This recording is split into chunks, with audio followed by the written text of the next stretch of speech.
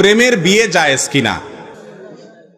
বিয়ে তো জায়েজ আলহামদুলিল্লাহ, কিন্তু তথাকথিত প্রেম অর্থাৎ বিবাহ বহির্ভূত সম্পর্ক করে তারপরে যদি বিবাহ করে তাহলে সেক্ষেত্রে বিবাহটা জায়েজ হয়ে যাবে, কিন্তু আগে যে হারাম সম্পর্ক রেখেছে সেটার জন্য আল্লাহর কাছে ক্ষমা চেয়ে যদি ক্ষমা আদায় করতে পারে ভালো, আর না হলে বিবাহের জন্য পুরস্কার পাবে, এরপরে পুরস্কারটা ছিনাই নিয়ে আল্লাহ বলবে আসো এবার গুরুজ নাও।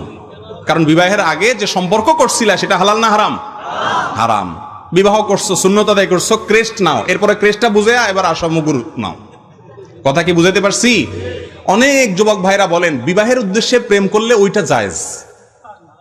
অর্থাৎ আজকাল তো বেশিরভাগ এই এমনি তো প্রেম জিনিসটাই একটা চিটারি, এটা শয়তানের একটা ভুয়া জিনিস। যুবকদের যৌবন বয়সের ভ্রম, নষ্টামি, এগুলো প্রাপ্তবয়স্ক মানুষের প্রেমের কথা বললেও সে হাসবে, কারণ সে জানে এটা যুবক বয়সের একটা পাগলামি। তো শয়তানের অস্ত্র, এই অস্ত্র দিয়ে শয়তান যুবকদেরকে নষ্ট করে।